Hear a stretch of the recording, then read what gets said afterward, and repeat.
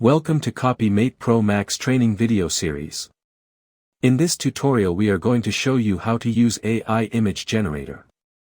Go to the left menu and click on AI Image. Now you are on AI Image Generator section.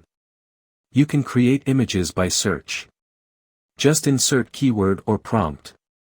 You can also upload image from local.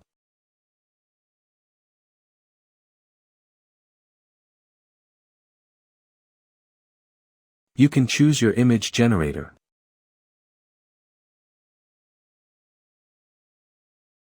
Now fill all the details to make your image more perfect.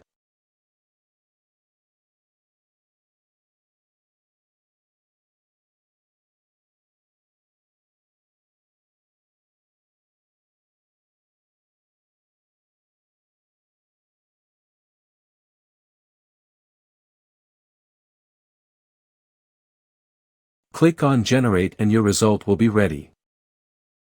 You can download, view or delete your result.